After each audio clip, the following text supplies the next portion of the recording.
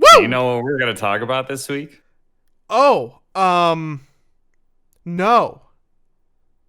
Good. Good. Well, I mean, I've been thinking about stuff. I've been Yeah. doing stuff, and that's the most basic human thing I can possibly say. Like, yeah, what's been going on? How's your week been? Well, I've been doing stuff. That's the extent of it. I actually, I know that we haven't had a productive week in Dota because we are right on the precipice of an uber productive week. Like we're at mark zero. We're at the starting line. The little referee's got his smoke pistol there. Our feet are propped up on the blocks, and we are about ready to sprint. We're about ready to sprint between the major, between the anime, between whatever's going to drop in the client coinciding with the anime, or if I had to guess, it would be something. Like, we're just not there yet. So now, No. is this like, if you could equate the podcast to like one of those anime lists where they tell you to cut out the filler episodes, like, is this one that goes on the list of like, that's like not an important Naruto? This is a filler episode for sure. Wasn't Okay. last week a filler episode too? And then we had a week off? I think we actually I got a lot of positive feedback last week. Oh, I think yeah? that we walked Why? into last week being like, what are we going to talk about? And then just managed to like fart out being entertaining with each other. What'd they like? I well actually the oddly enough the It's this bad conversation market about research. We're supposed to know these things, Joey, so we can repeat them for future success. oh, that's right. Well, I mean, they liked Home Depot. They liked the Oh, okay. complexities of racism. Who would have Okay. thought? They liked talking about what's going to be happening at the major. There's a lot. There's a lot. I got people who I got someone who sent me a DM and said, "Hey, it's pretty cool that you're definitely talking about the whole trying to figure out what's going on with your hair thing. I feel like not enough guys do that." And I'm like, great. I'm going to be a role model for people who are balding. Awesome. Go me. Really taking the wins in life, right?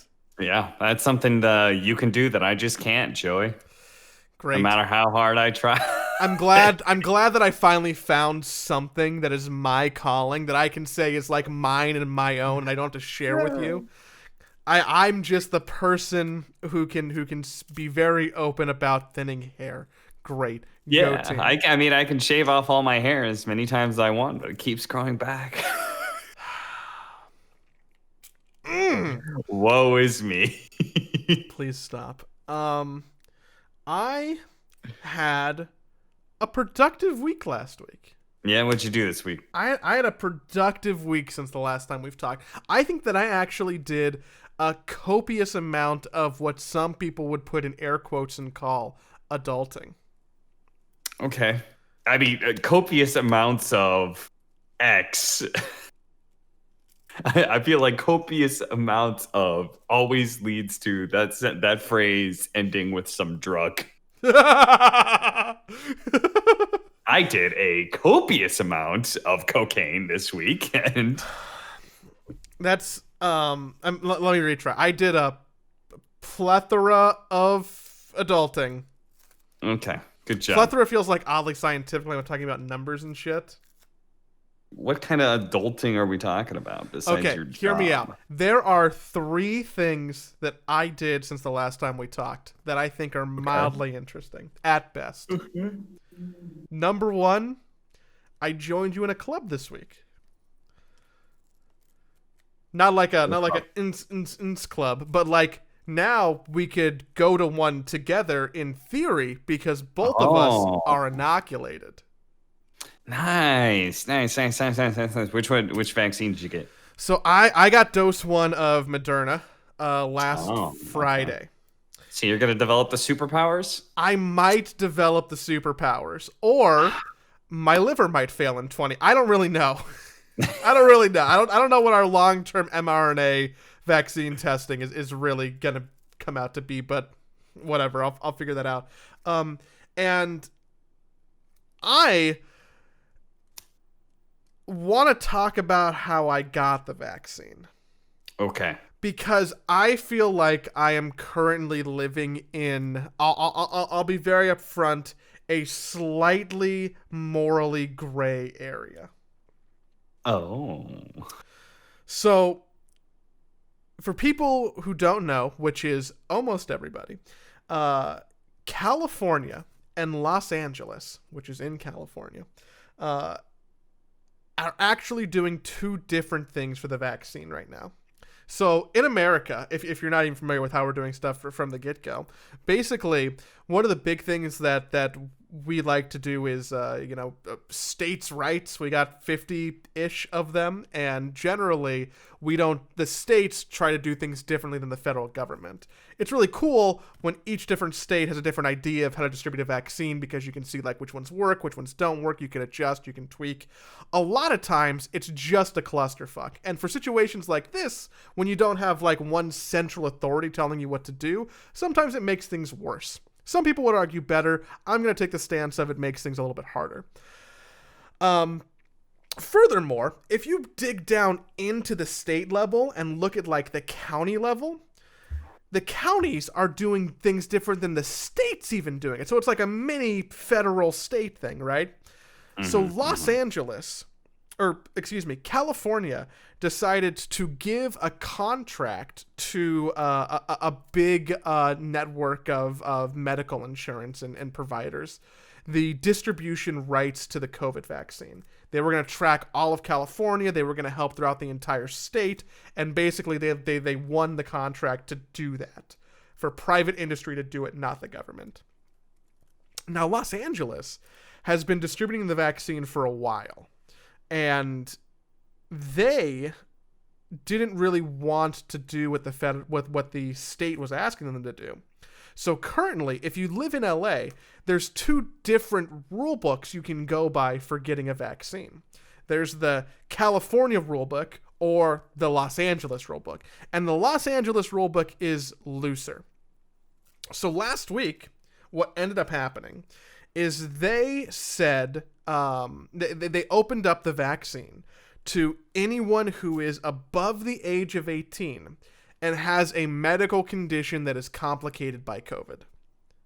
Mm-hmm. And because of privacy laws that exist here, you can't ask exactly what that... I can see you smiling. You cannot ask exactly what that medical condition is. All you got to do is you have to bring in a paper, like a standard paper. There's a bunch of check boxes on. You just have to check the one saying, I self-attest that I have a medical condition that is complicated by COVID-19. And then you have to have proof of residency for Los Angeles, which I do because I live in Los Angeles. So I was able to book an appointment literally for 12 hours later. Like the next morning, I was able to go to a site. The Los Angeles Fire Department administered dose 1 of Moderna to me. I got a card. It's right here. I got one. It's real. And all I did was I self-attest that I have a complication with COVID. Mm-hmm. Now, as we might be leading to here, this is where the gray area exists, because what morally gray area could exist, Joey? I did not lie. On this form. Mm-hmm. I have clinically diagnosed asthma. Mm-hmm. And I feel like asthma is a disease that exists on a very broad spectrum. From I need an inhaler maybe to help me run, or my lungs aren't that great, but most of the time they function okay, or, I struggle to breathe all day, every day. Right? Like there's a big spectrum to asthma as a disease. To like there is also I once had sports related asthma once and then I never had to go back to it. Yeah, which is a real thing. Also a thing. And so I have an inhaler. I have not used it in 2 years because I have not needed it.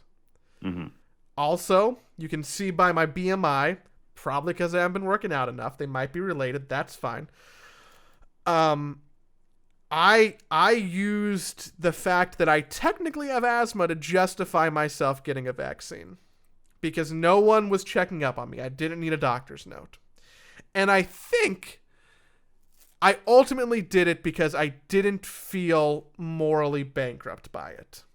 However, in telling people that I did that, I have gotten an array of reactions from, oh, why do you feel bad at all? I thought you didn't have morals, Joey. To, you probably killed someone's grandma because you took a vaccine that they didn't Ah, get. that was what I was gonna say. Yeah, yeah, exactly, exactly. Um, and I think it's really interesting just the array of responses that I've gotten to choosing to self attest to get the vaccine, and ultimately I don't feel very bad about it because I really don't think I lied because I really actually have been worried for a year about getting COVID because I don't know what it would do to my lungs. That being said, I am pretty confident that if I did get COVID, I wouldn't have died from it. But who am I to really know that? Until I'm like, I don't know that for sure. Mm. Mm. Sounds to me like, Joey, not only are you a shitty person, but you don't feel bad for being a shitty person. That's what you convict someone from a jury with. Damn it. Fuck. Okay, so yeah, I mean, I would not feel bad. I also got a vaccine under, I would say, similar circumstances where I don't really think it would affect me that much, but it's possible. So yeah, I mean, I don't think you really should feel bad. I think the biggest problem, like we are very rapidly over the next month going to go from, well, just 2 weeks ago, right? Of going from only people above 65 to holy shit, people just make an appointment and get a fucking vaccine. It's just get it. Over the course of like 2 months, we're gonna go from one situation to the other. So I don't think you should feel that bad, mostly because I That think they bad. just need people I mean, of course, it's always important to check yourself to make sure you don't wreck yourself, you know. So, but I think you should be fine. Let's put it this way: you have a legitimate reason to go in there and ask for it. Mm-hmm. Um, and asthma is something that may or may not be in your control in any way. What about people who get the vaccine because they are morbidly obese and not for any sort of like medical reason, because of any sort of disability that they did, just bad, bad discipline, not taking care of themselves, and become morbidly obese? They are much more likely to need the vaccine to stay alive. And so therefore, they are actually able to get the vaccine ahead of other people. Something about that, like I feel like your situation is better than that situation. Does that make My sense? my dad looked into getting the vaccine for that exact reason. He's like, Mm-hmm. well, technically, I qualify because my BMI classifies me as obese. Me being my father, I'm speaking for him. So he's Mm-hmm. like, I don't know if I should get it because like, I mean, he wants to get it, and this is like a reason for him to like feel a green light to go get it. But at the same time, Yeah. he feels like, well, I mean, maybe I might have borderline diabetes, so it makes sense. But like, that's my weight. But like, I put myself in my own predicament here. So he like had a weird reckoning, almost like you were talking about, because he was self aware about like, do I deserve this because I'm fat? Mm. Yeah. I mean, like at least he's aware of that. There are a lot of people who wouldn't even be aware of that entire, like, oh hey, I did this to myself, and potentially that like could keep other people out. But again, I think specifically, maybe for some of our international audience, they will be a little bit more harsher with you. But specifically for America, we are pumping out vaccines very, very quickly. And the vaccine doesn't, like, you can't just take it out of the refrigerator and then put it back in if you don't, Mm-hmm. don't use all of it, just put it back in. Like that's not how it works, right? So more than anything, I think we're very close to a point where people just need to sign up. And it's not like the government doesn't like recognize that people may lie.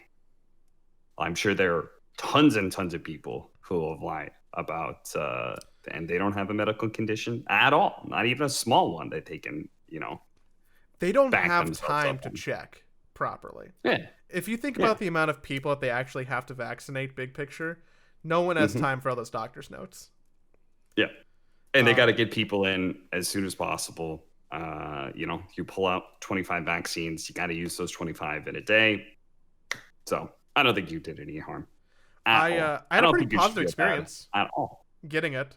Oh, yeah? I drove to a site. It was a community college where they just had it all set up in the parking lot. Came at my appointment time, parked my car. There wasn't a ton of people there. Got in line, showed them my papers, got my shot 5 minutes later, sat in my car for 15 minutes to make sure I didn't have some kind of reaction like they made everyone do. Then drove off. And that was it. I did not have a bad reaction to it. I know that I have a lot of friends who have had some like adverse side effects.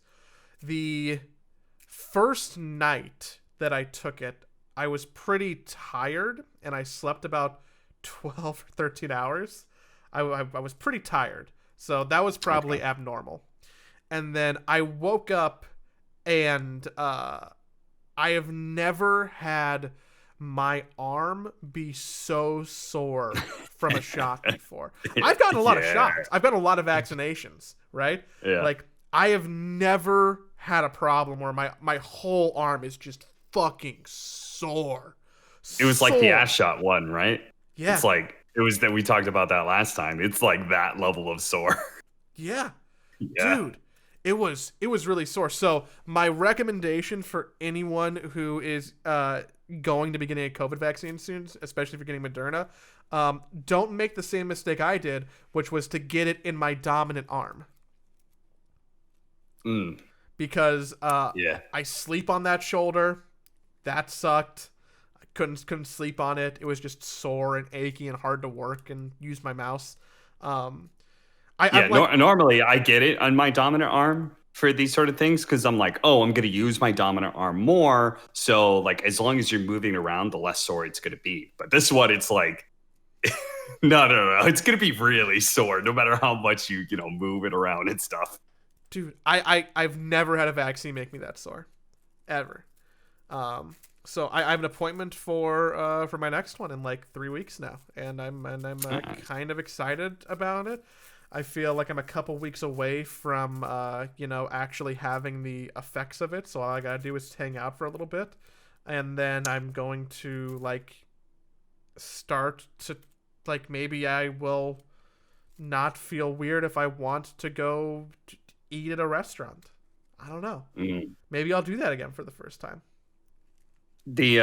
So my mom and my grandma, so they say the second one is worse, and my mom or my grandma can attest to that. My mom gets hers this next coming up weekend, I think. Or maybe she just got it yesterday. I should actually call her. But call your mom, everybody. Yeah, so they say the second one is worse for when it comes to the sickness and the feeling they get and everything like that.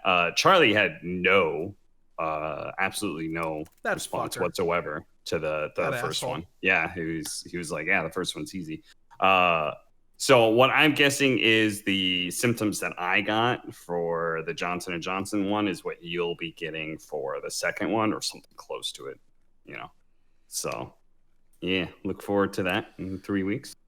Yeah, I imagine that I'm curious big picture once we get more away from this and we have more data on it, how many people are going to be dodging second shots because they had such an unpleasant experience with the first one. Because I'm super excited to get the second one, but now I know that like it's not going to be a super fun time and I should probably plan around like hey, my arm really gonna suck for 48 hours. My body might not be happy. I should probably like do it on a weekend or plan to like not have to work that day. Um, Yeah, or people are like, well, the first one probably protects me enough, or something like that. They mhm. they just justify it in their head somehow that they don't need to go back because it's inconvenient or something. You know, Yeah, that's actually a big downside of the two-shot one. I never thought of that. yeah, I'm really People interested. not doing it. Turns out you have to do it. Um, and this feels relevant now more than ever with the news of the last week and a way that we can actually tie this to Dota. Can you believe Mhm. how many people actually aren't able to go to the major right now? Oh, gracious. Yeah. It's something else.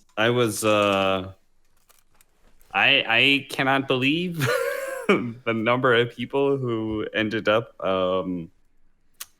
getting COVID right before the major. It's pretty fucking wild. I will not outright say irresponsible because I don't know what they were doing. For example, the Navi one. I heard the Navi one. That one was kind of weird. So apparently those players went out for Aloha Dance's party or something like that. But some people don't think, and these is all fucking Reddit rumors and shit. People don't seem to think that they got it from going out that night because nobody else from the group got sick. And people seem to think it was some sort of potentially not the Navi like media obligations, possibly, or something like that. Yeah, it's weird. And then MSS. I mean, I know MSS goes to the gym and stuff, so I'm not sure I heard what to say or feel about that. yeah, I mean, the Reddit rumor I read is that MSS lives in a crowded apartment, so Mm. there's a lot of possible contact tracing to potentially go on, right? But I just can't imagine, and I know that the Dota community is worldwide, and people probably have varying different degrees on COVID, no matter what you think about them. But it's just hard to imagine that, hey, you are going to go to the major. Yeah. You know damn well all the paperwork you have to do to get into Singapore. You know the quarantine situation. You know how special this is, if nothing else. This is the first Dota land that's going to happen in over a year. And the fact that anyone might not be taking that seriously by being careless just feels like an odd level of disappointing. And the fact that it's multiple people on multiple teams in multiple regions. I think there was reports that Neon Esports also has to replace a player. I think. Um, Yes. Yes, they did. so like, one person you can just look at and be like, well, that's a mistake. But three, four people, like, come on, everybody, like, you couldn't have just played some more scrims for a week. What are you Let me doing? just say, if I was a manager of a team and I had any control over my team whatsoever, like if they were in one centralized area, here's what I would have done. I would have had them get tested 2 weeks beforehand. So that way, if anybody does end up having it, I believe you have to quarantine for 2 weeks or something like that Mm-hmm. before you can go anywhere, right? Mm-hmm. So if they did happen to have it and they just didn't know, right? Okay, we can get that 2 weeks out of the way and still potentially go to the major. I don't know, like whether or not Singapore or Valve would be cool with that, but like that's the standard I've heard. You get it 2 weeks, you should be good, right? And then I would have had them still get their PCR test before the flight and everything, right? That would have been what I would have done. I don't know if it actually makes sense, but that is immediately the game plan I would have thought of. And I would have said, for the next 2 weeks, you are quarantined. Do not go anywhere. All right. Because the thing is like, this is a life changing event, potentially, right? It's a life changing amount of money if you actually place very high. You place in the top three, especially top one or two. It is actually kind of a life-changing amount of money. But getting to TI is where the real life-changing amount of money comes from. And this could be your ticket to TI. You don't know what the rest of the year is going to be happening. So, like, I don't know, man. Like, fucking, if Also, I it's had not a just chance you. like this, I would have been fucking shut down, locked out. Like, I would have made sure. Remember when I was I remember when I was talking about going to Omega League Yeah. and being like, the biggest thing I'm nervous about is like potentially catching it and then not being able to go and lose out on the money I would have made there, right? And that amount of money that I got from that compared to what you can win, winning the major or going to TI and placing well, is so fucking small. It's such a small amount of money compared to what they're dealing with. Like, holy shit, man. It also just feels selfish, right? Because it's at the end of the day, it's not just you.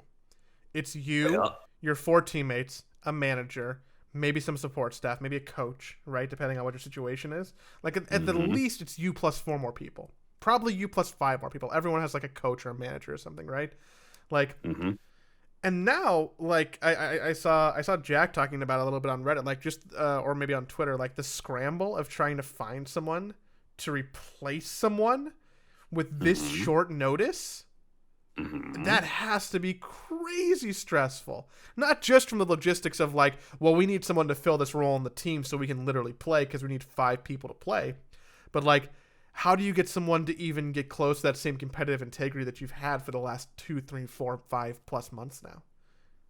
You don't. I've also heard you cannot use an upper division player. I'm not sure if I can't. I don't know if that's 100% given the medical nature of all of this. If there's potentially wiggle room, I can't think of like ILTW was not on a team. I don't know what team Rappy was on before he got called up for Neon Esports, but I had heard Standards could not be in the upper division. So you're automatically looking at a lower tier player, most likely. Fortunately, there are some players out there who are just, for whatever reason, not in the DPC and very good. Samael is going to be the one that I'm expecting for Quincy Crew, much like ILTW was kind of expected for Virtus Pro. Who did Navi end up getting? Navi ended up getting their coach Mag and Ramses, who wasn't playing in the DPC, correct? I believe that's correct because he did not have a home after.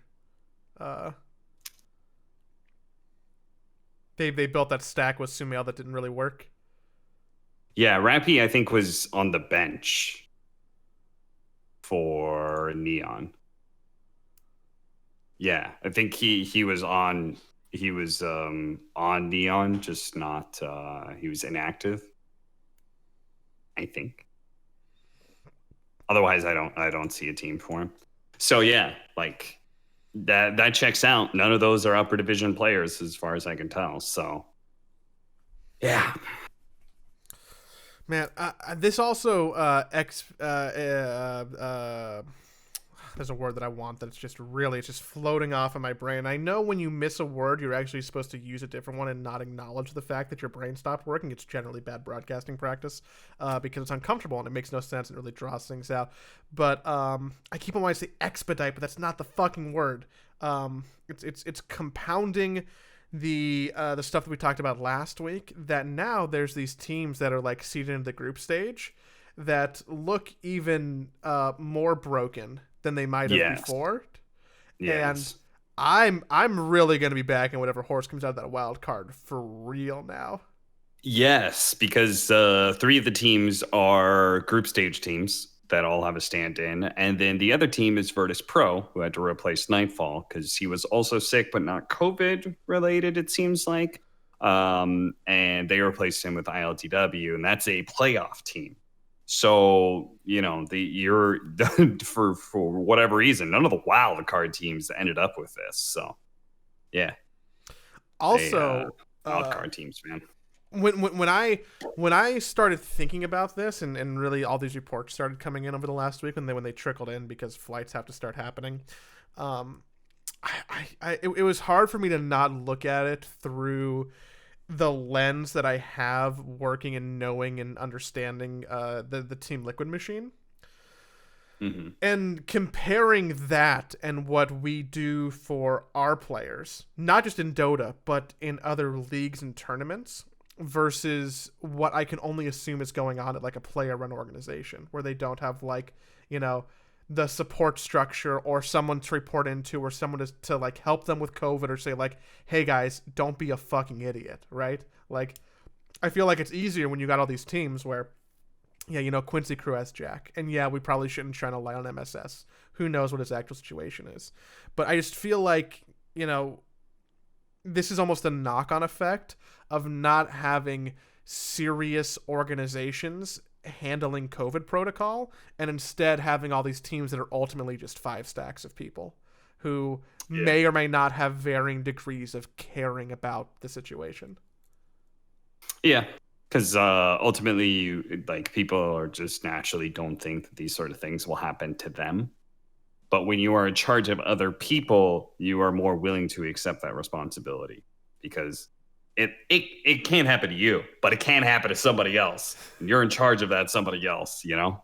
So you make sure that doesn't happen. Yeah, I mean, that's about half the teams, if not potentially more, are either unsponsored teams or when it comes to the organization might as well be. Maybe they have a manager, but like, is the manager really in charge of the team or is he the guy who books flights and gets them food and drinks?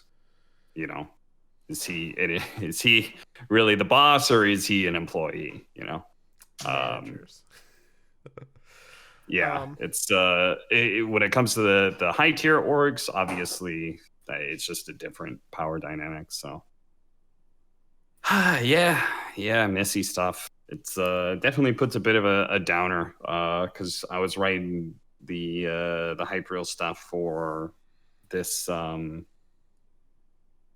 this major, and some of the teams I was talking about, like Quincy Crew, it's just like, you know, it's a whole lot less interesting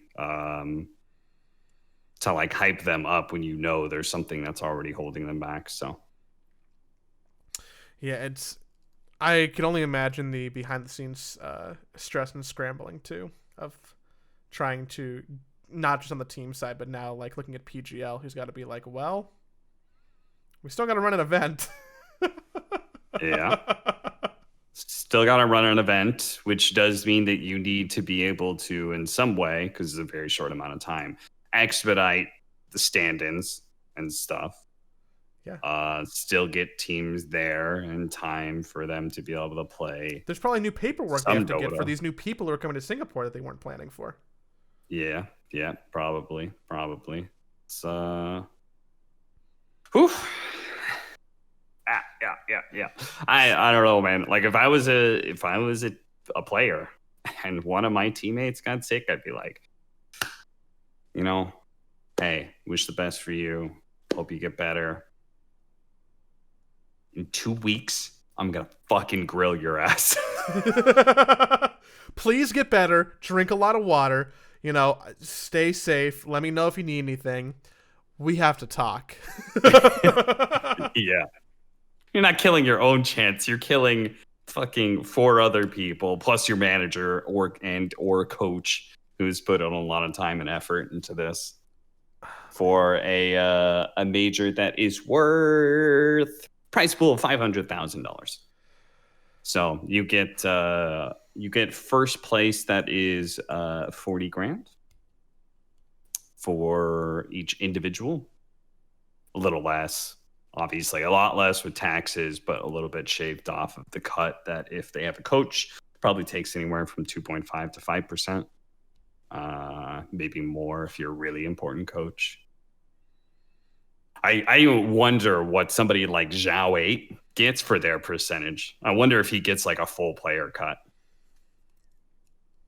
I feel like some of the Chinese coaches probably get close to a full player cut. Um, have you done your pre-wild card research? Do you have like a favorite Chinese team walking into this week? I haven't really done like a ton of research when it comes to this sort of thing. And to be honest, I don't think there's a whole lot of research you can do about this. It's more about just your gut feel of what region looks good, who do you think will stand up under the pressure, you know? Again, like I don't think AS Monaco Gambit or T1 are likely to be in the top two. I think it's mostly a race between PSG LGD, Liquid, Enigma, and Vici Gaming. Um, and it's, who's going to show up? You're going to get like, there's been 2 weeks basically of not seeing these teams, if not more, when it comes to the teams that are not Chinese. Of not seeing them, of them playing scrims, of them playing officials, and that whole stressful thing that goes on there. Who's sleeping well? Who's all there's so many factors come into when it comes to a player's performance that I think it's near impossible to be able to confidently say who's going to be moving on. So I'm just going to go ahead and say I think Liquid LGD. Those are my two bets. Well, now I can't say the same thing because that's going to be boring. You gotta like, isn't that the whole thing? Is that when you're on the desk and you're like, you can't just all say the same thing, that it's boring, right? So I gotta be like, LGD and Vici, both Chinese teams. I think Enigma's gonna blow chunks. Yeah, that's not actually Enigma's very. A weird that's one, not right? very team friendly of me, Aiden. I think Liquid is going to advance first place in the group. Love you, Will. Yeah, I'm not that confident about Liquid, but It's tough competition. I'm gonna put them over Enigma mostly because Enigma seems to be TI performers, and I don't know what their motivation is like. They just got second, but it's been a very long time since TI, right? I don't know how much you're really still keeping your motivation up for this long, right? They were supposed to be the first to get the 2-time, and then that got broken by OG. Someone else achieved your dream. Like, how motivated are you going to be, to keep that going? And I think we've seen Enigma they have not been the best. I think so. The team that we're going to see do well in the tournament, overall, not just the wild card, are going to be the teams that can handle the quarantine situation the best. I think that there is a big knock-on effect to whoever can properly handle the mental game of, we're not really at an event. We're just all in hotel rooms. And we're not really seeing each other. And we got to keep some discipline. And we can't go crazy. I think that's going to be hard for a lot of people.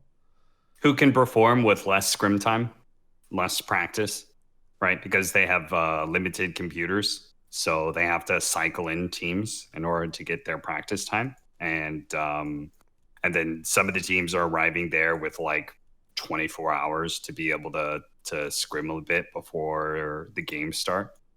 So that is definitely a very big factor for sure.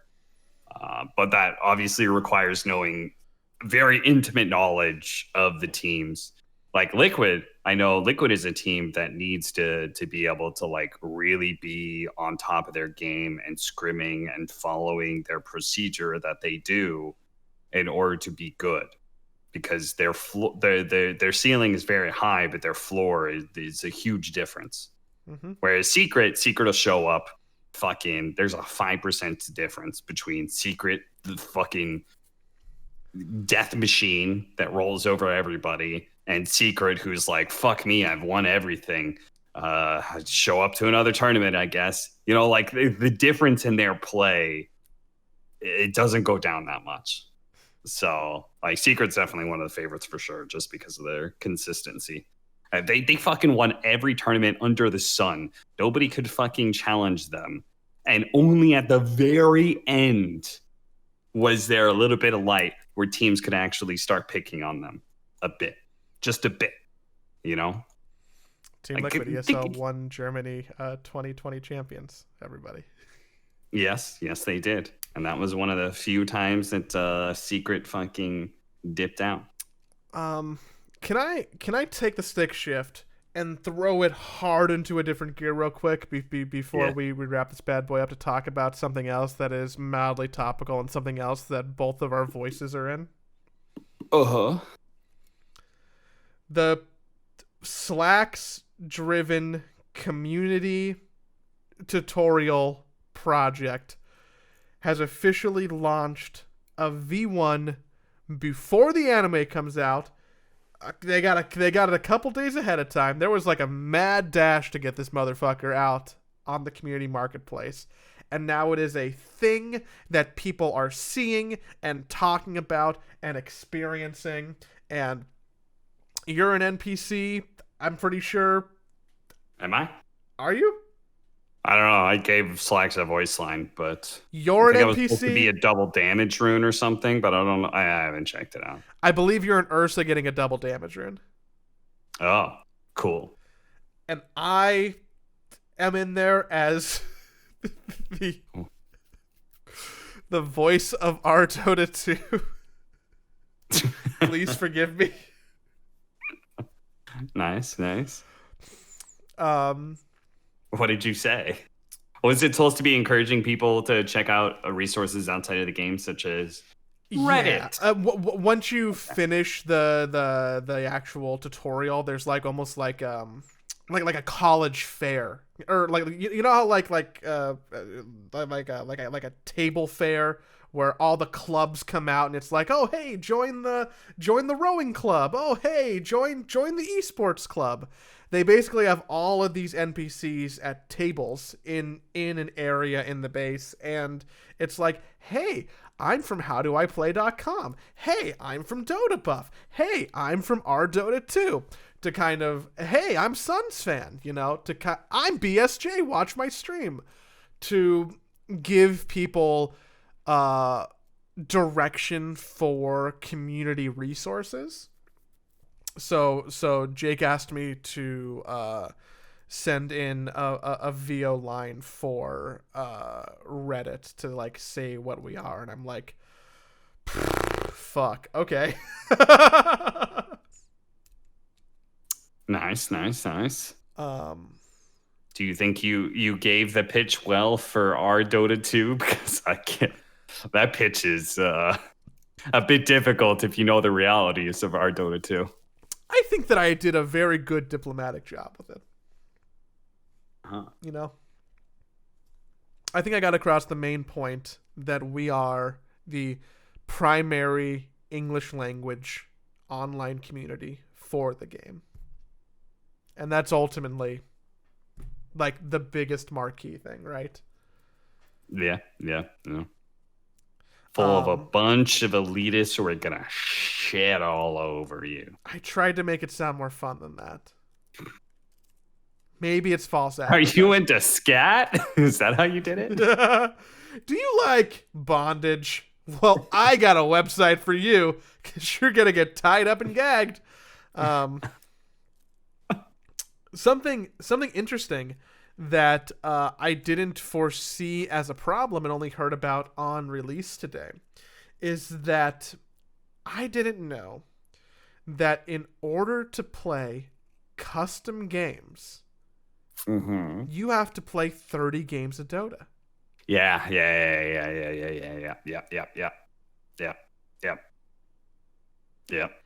This feels like a giant problem for the project. Yeah.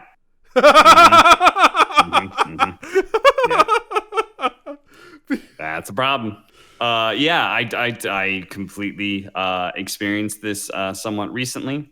I was toying with trying to get myself a new account. I was using that account, trying to play a custom game, found out you can't even play custom games because that is how they prevent all the bot lobbies that was happening. That is just one way that they try and prevent that, is so you have to actually play Dota sometimes in order to have access to custom games. Yeah. Because I can't just go be like, hey, John, there's this cool new Dota resource. And, maybe you could add, there's actually some type of a tutorial. I know that you've talked about wanting to play Dota a little bit. Maybe you should check this out. Oh, cool. How do I do it? Well, after you make your Dota account, you have to play 30 games, and then you can do it. Yeah, come back and you can go ahead and check out the tutorial. That is actually, you know what that is? That is actually perfect for Dota. You're fucking gatekeeped out of the goddamn tutorial unless you have played over 30 hours of fucking Dota. You don't even qualify for starting to learn the game until you've stayed up one full fucking day, 24 hours plus of just playing Dota nonstop. And then maybe we'll let you into the tutorial where you can start learning some things about Dota too. That's how fucking elitist gatekeeping we are. It really hurts. Surely people knew about this beforehand. Is my only thought. Ignorant community man, just realizing, as people are pointing out, is like, oh man, that feels just like a bad idea. Because oh man, like, yeah. That's why it would be a lot better if Valve had done anything with the new player experience, but they seemingly did not do anything for the longest time. But hey, on the upside, patch is coming soon. You know what happens with the patch, right? It ruins custom games. That's also gonna hurt the thing that they just made. Fuck, you're right. Dude.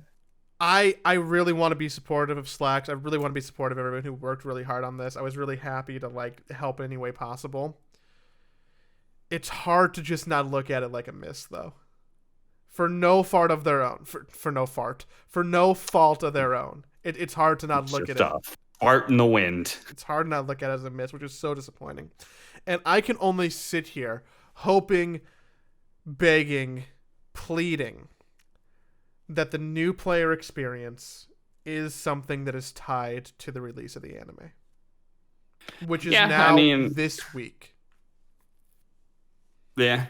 I would expect somebody at Valve, there will be a Reddit thread at some point in time, because community loves Slacks and community supports this initiative. At some point in time, the community will put up a big Reddit thread saying, hey, Valve, people can't even play our goddamn community-made tutorial that we did because you weren't doing anything.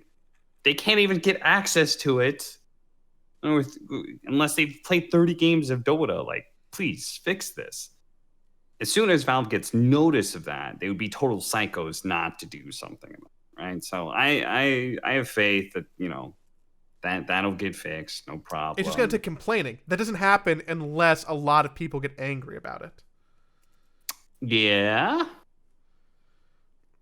Which is the whole. I mean, how many times have we had that conversation? Valve doesn't have a community person, right? So, you have to have things that go very high up in Reddit for one of the few Valve employees to be like, shit, I can take part of my day to work on that. Because they got other shit to do. Well, I hope the other shit to do is a lot of stuff this week. I'm cautiously excited. I say I have tepid excitement for the anime or for the patch? For everything. So this week, we said at the top, this week anime, this week patch. Hopefully, big patch, new player experience, bug fixes, spring cleaning, new interface, I don't know, big patch. And also wildcards and major starting. 3 big things. Yes. I have faith. Like, I am excited for this upcoming thing, not necessarily because I'm excited at the anime. I don't really know if that's going to go well or not.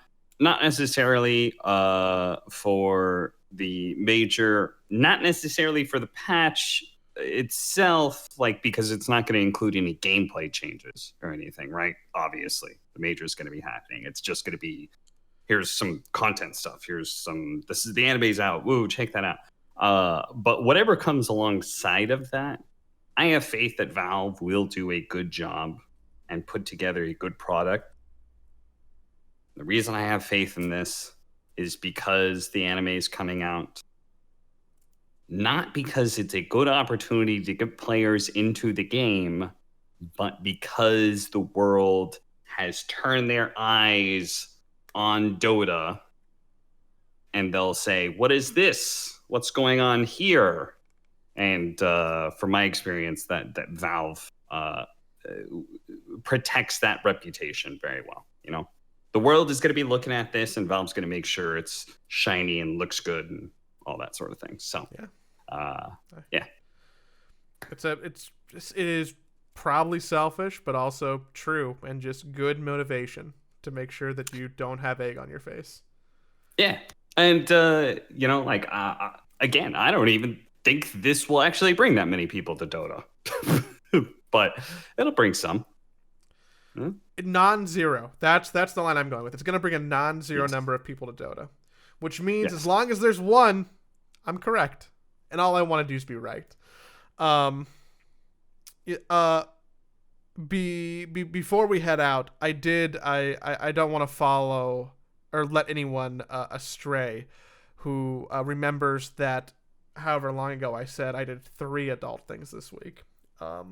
Okay. Because someone might be going, man, I really want to find out what the other things Joey. Number one was a vaccine. I'm fucking my God. dying. He got a shot in his arm, and his arm was sore. Number two. I promise it's not exciting. I found my taxes.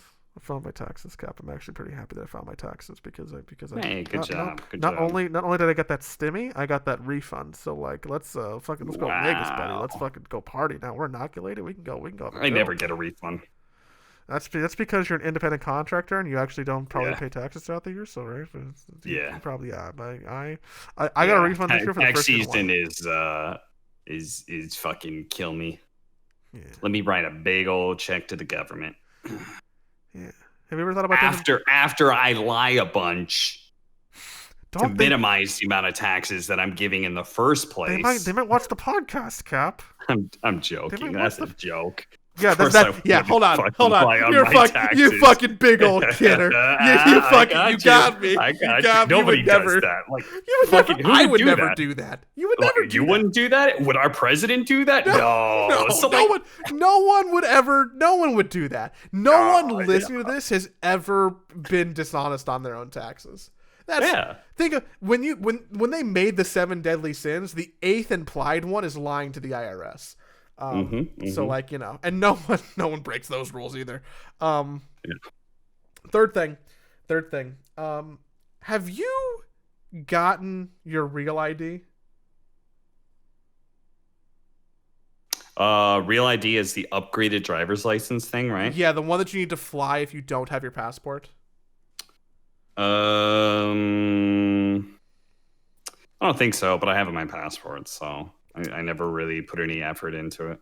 I'm in a similar boat. So my passport's good for a few more years. I need to renew it eventually, but I also would like to get a real ID just so I get that out of the way, so I could fly without carrying my passport around if I'm just flying domestic, because America's dumb. And thanks new laws. And I also need to help my grandparents get their real ID, so I figured a good test case would just be me doing it myself to figure out how it works now, because I know that especially in California, so many people have had complications doing it because you can't do it without actually going to the DMV. Ugh. So this is all the paperwork that I had to find and submit online. You have to do your whole application online, so it gets approved before you walk into the DMV. And then you have to show the same papers you showed online to a human in person. and then they finally approve you, right? So first online with photocopies, and then in person. So the stuff that I had to show them: my passport, my original social security card, which also, by the way, is wild that it's literally just like a shitty piece of paper. Yes, that is insane. It's actually crazy. It's not even plastic in America, for anyone who doesn't know. Social security cards are literally a piece of paper. And it's small. It's smaller than a business card. Yeah, very easy to lose track of. The title of my automobile, like my pink slip for my car, and and a pay stub with my social security number on it, unedited with like full pay and address. So All right, well, I can't do it then. 4 different documents. Yeah. Well, like, it's probably hard for. Does your passport like tied to Washington? Yes, it is. Yeah. So my passport and all these documents are actually tied to my parents' house. So I had to figure out how to get all these documents that say that I live in a place I don't actually live in order to do it. But I did it, and I didn't even use Photoshop. Seriously. I would never do that. It's like lying to the IRS. Lying to the government as well? Yeah, like I would do that. So I know that the DMV... Wait, did all of your adult things involve lying? No! Either way? Lying Austin, to the IRS, lying to the health department, lying to the government. I have asthma, and I filed my taxes legally, and I found paperwork that says I still live at my parents' house. Everything's fine. I did not. You're really painting a picture here that I do not consent to. Adulting. I went to the DMV, and I know that the DMV is kind of a meme for a lot of people. I don't know how it is in states that aren't California, but generally in Los Angeles, DMV is a meme. It's a clusterfuck, right? The one by me isn't that bad. It's generally low traffic. I didn't expect any problems. I get there. It's Friday. I got my COVID vaccine. I'm feeling good. I'm standing in line. I get there at like 3 p.m. The DMV closes at 5. The line isn't that long. And I'm like, this is great. At most, I got to wait 2 hours. You know what? That's no problem. I don't have an appointment. Whatever. I get there. I wait about 70, 80 minutes. I'm like, oh man, the line isn't moving anymore. Why isn't the line moving anymore? I thought when you do it online, you're supposed to have an express slip so you get to go quicker, but they weren't taking express slips that day. And it's like, whatever. I'll just wait. It's not a big deal. I'll listen to the podcast. I'll play some Switch. Mm-hmm. Dude comes out of the office after I've been waiting for almost an hour and a half, and he's like, hey everybody, so the entire computer network for the entirety of California DMV's infrastructure just stopped working, actually. We can't log on to the computers at all. And I'm like, well, that sucks. I just wasted like 90 minutes of my life that I'm never going to get back. Oh, well. And I'm like, oh, that's a bummer. Thank you. I'm sorry. I'll be back later. I walk off. I'm headed back to my car. I'm thinking about what I'm going to get for dinner. It's Friday night. And then I turn around to see 7 different people now crowding in a circle around this man, berating him. It's time for a fucking riot. Yeah. And I'm like, should I help him? This looks not safe. Like, not only is this weird because it's COVID and these people are not socially distanced anymore, like, these people were so irate. Just seething mad. Just yelling. People were yelling that they couldn't get in and they had to come back later.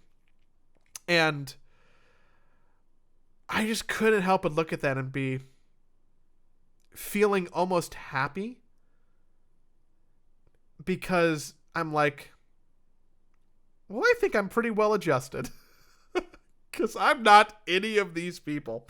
And I was so embarrassed for them, and like secondhand embarrassed to be a human. And I don't know their life story. I don't know why they were freaking out. but they were so livid, dude.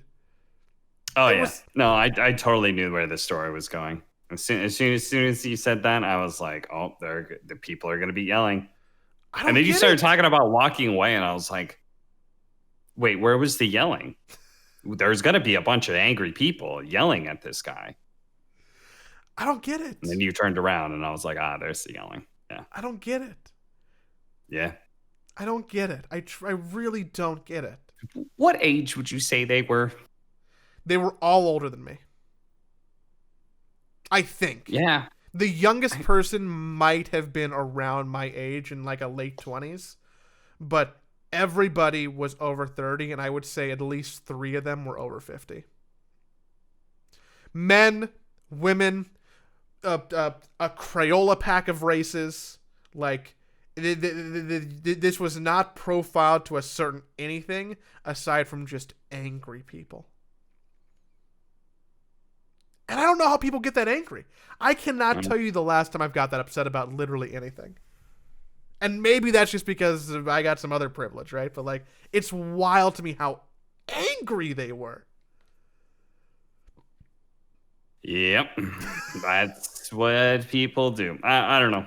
I mean, I think we talked about this before. Our generation does have a tendency to be a lot more forgiving when it comes to that stuff. I think, we seem to treat employees like people.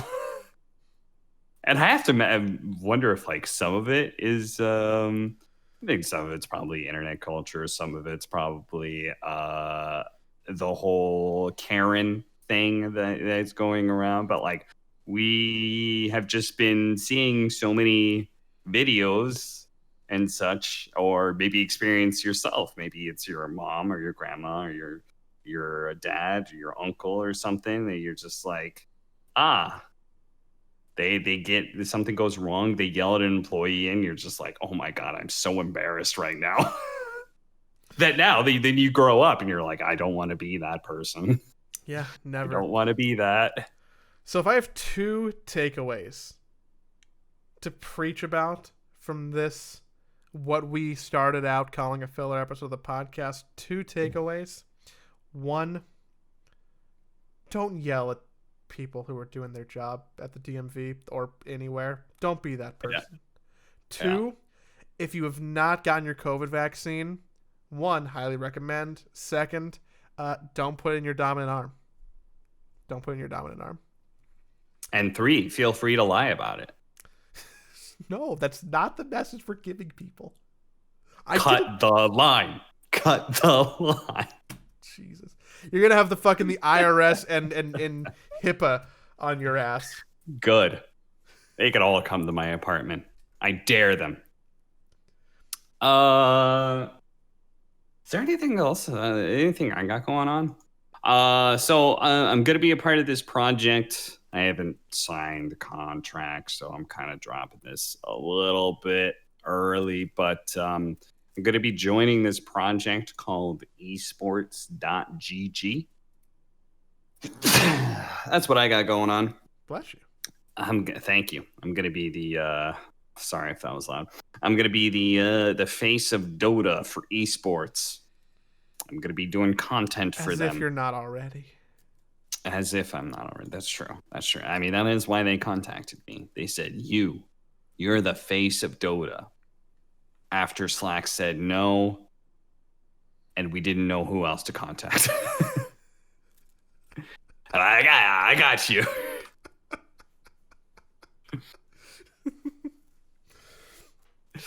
So, yeah, I'll be creating some content for that site about Dota. I don't know how in-depth or interesting it'll be, but you could check that out. The website is already up, so you could look at that. My face will be on there soon as the lawyers are done going back and forth over the contract. So actually, would you believe me, Joey? This is the first time in my career in esports that I, myself, have gotten a lawyer to go over a contract and amend it. I think that's generally a good practice if it's important enough, and money's involved, and it's justifiable. Yeah. I I don't. mean, I've I gone believe over. that that's the I mean, first thing. I've let's just say I've gone over a lot of contracts that did have a lot of money involved and never gotten a lawyer. I'm wildly irresponsible. But that's also because his talent, you actually hold a good amount of power because the community is on your side, right? So you can turn the community against a tournament organizer if they wrong you in some way. That is the power that we wield. People don't like tournament organizers because they're faceless, soulless corporations just out to consume their money. I don't follow Well, me, PGL on I'm a Twitter. personable talent member. I'm your best friend. You would want to help your best friend if they're getting screwed over, right? But yeah, that's been an experience that people always tell you that you should do, and I encourage people to do as well. But I've never done it myself until now. It's annoying. I'm Why like, is that annoying? I just want to. And I'm just because there's a lot of things in contracts that are dumb and should not be in the contract, and that's why it needs to be amended. And it takes time to get it amended, and it's a back and forth. And I just want to be like, you know, just want somebody to tell me I'll pay you or give you something if you give me this in return. And I say okay, and we just do it. But I think that I have some general respect when people who I'm doing contract deals with go through lawyers. It's definitely annoying, but like I there's like a level of respect that I have for someone who is willing to respect themselves enough to talk to a lawyer, because yeah, they're it is smart. savvy.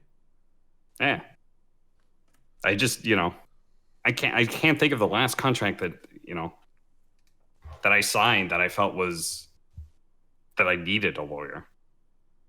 Even if there was some bullshit in there, I'd just be like, all right, I'm not doing that. Because again, in the tournament organizer to talent ratio, like I have a lot more of the power. So it's just, and hell, fucking 70% of the time, I don't have a contract to begin with. Just a promise that they will give me money.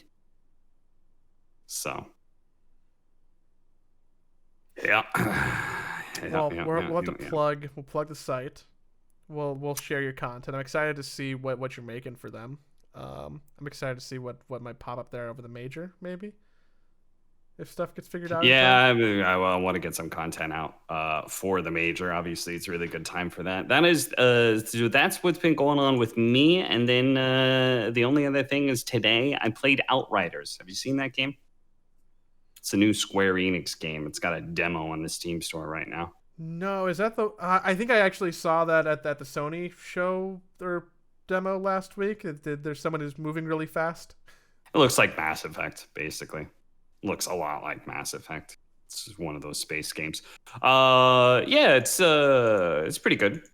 I would recommend people check out the demo if you have any interest in it, because demo's free.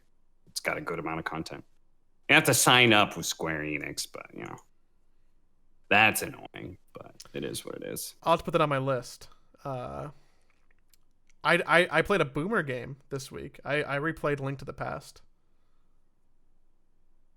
And that was my gaming experience. Why? Out of curiosity, like why? Because I never actually properly played it or finished it as a child on the Super Nintendo, and I generally like Zelda games. I generally like top-down Zelda games, and I think that it's just something that has never I've never been able to fully check that off my backlog and like fully add that to like my repertoire of like someone who very publicly claims to have played a lot and has a lot of knowledge about video games. I feel like it was a gap that I wanted to fill. None of that was because it's fun. I enjoy it. Oh, once I started playing it, I continued playing it because it was a lot of fun and I super enjoyed it. Okay. So for whatever reason for me, I cannot ever go back to older games because I feel like more often than not they are just not as enjoyable as I kind of remembered them to be. It's accurate. I have a theory that games have gotten better over time, as in like literally more fun, not just graphics, but like games have literally gotten more fun. And so in going backwards, I feel like more often than not, you're playing for nostalgia value rather than the actual fun value inside the game. I think that's entirely accurate, with weird outliers.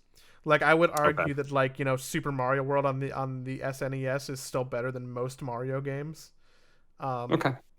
I think that you can go play the original Dark Souls and still have that be your favorite Dark Souls game, and I think that that's a valid opinion. Obviously, that's not 20 something years old. That's only 10 something years old, right? Yeah. I think that you can probably go back and there's like very few titles you can do that to, right? Like you can probably go back and still, if you've never played Portal, have just as much magic playing Portal nowadays, Mhm. right? Um, but no, by and large, I agree with you, and I think that it's interesting because I have been I've been cataloging all of my game playing. Like I made like basically a letterbox, but for games. It's called Backlogged. Yes, much like you've done with TV Yes. shows and movies. Yeah, yeah, yeah. And what I've learned that about you, Joey. You make lists. I do really like to make lists. That's what my gravestone will just be, a list, and it'll be like, well, you liked making them. Um, the thing about it is I see these ratings that people give for these older games, like Link to the Past, and they're always higher than I want to give them because I'm not playing them. I'm playing them in 2020, 2021. I'm not Yeah. playing them with nostalgia and thinking like, man, this is like one of my favorite games ever when I was a kid. And I have to really think about like, I'm analyzing it from a today perspective and not a childhood perspective, which I think that we do in all media. Not all media. I think that we do this a lot in music, movies, and games the most. Mm. Books, I think, are just generally timeless because of the medium. Television, I think people agree, has just objectively gotten better, and there's not a lot of things you can watch from 20 years ago that you can say is better than current TV. But people really want to say that like movies, like old movies, are better than new movies. I don't generally agree with that. People want to say that about games. I generally don't agree with that, with like few outliers. So that's a I feel like long-winded way to games say I agree. especially just because the game genre video games is not as old as movies, right? And I feel like we learn certain lessons as when it comes to these industries, and they just get better over time. So yes, It's progressed so that yeah, rapidly. I don't like going back and playing old games. That thing, yeah, I just don't think they're that good. Well, then I won't hand you my Nintendo 64 and be like, have you played Conker's Bad Fur Day? No, no, thank you. I am looking forward to a new game though. New Binding of Isaac comes out. Ooh, the sad part is it comes out in like a fucking week. Everything comes out in a week. The fucking Dota anime comes out in a week. A fucking new Binding of Isaac comes out in the week. Whatever Dota content's coming out in a week. Nothing's now. I need something new, Joey. I'm fucking. This is. I saw some big streamer recently tweet out like this is the biggest fucking game drought in a while, and I don't know if that's actually true because I don't play a whole lot of mainstream like AAA games and stuff. But I am feeling it. I'm feeling a bit of a drought. I'm restless when it comes to the Steam store. I look around. I'm just like, there's got to be something. That's why I'm playing Outriders because I was like, fuck it. I need something else. I don't have my game, the side game that I usually play, and I'm playing less Dota right now. So it's like I need that side game even more. I just don't have it. I need something. If I was more prepared, I would have pulled my list up and just rapid fired off names for you to like to like thumbs up, thumbs down immediately. Maybe that's a future project. I'll rattle off a bunch of games for you. There's probably stuff that I've played that you haven't that I think I know you would like because I think I know your sensibilities now. Also, I forgot what I was doing this week. I was casting the closed qualifiers. That's what I've been doing for like the last 5 days. So I casted the European closed qualifiers for Division 2. 2 teams made it in, Ghost Frogs and Team Bald, which I'm actually pretty excited about for a number of reasons. All right, I'm not like a fan of Gorp, or rather, I don't watch his stream, so I can't really be a fan. I can't really say I'm a fan. Heard of your forced. Cap hates Gorp. Sorry, go on. Of any of the other players on that team, but I am excited that they made it. One. Big overall, big picture view here. I think it's good for Dota. I think they'll drive a lot of viewers to the lower division games, which is good. It'll be as T Governor was saying, it'll be similar to Arkosh for NA. For Europe, there will be Team Balt, something that brings in viewers.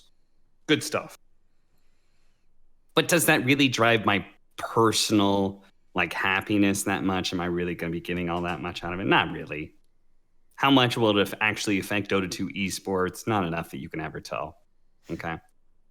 But what I will get a lot of personal enjoyment out of is being able to, because lower division games are actually covered by Dream League. That's what we were doing there. We covered the upper division games of Europe, and we also covered the lower division games, almost every single one of them. Mm-hmm. And that means we're going to be covering in studio Team Bald games. And you know what happens when a team wins a series, Joey? A post-game interview, right? A post-game interview. And you know who else is working Dream League with me? Who? Kyle! So I could potentially have a post-game interview panel where Kyle has to talk to Gorp, and it's just going to be so much fun for me. Oh, I'm looking forward to that. You're going to push some buttons.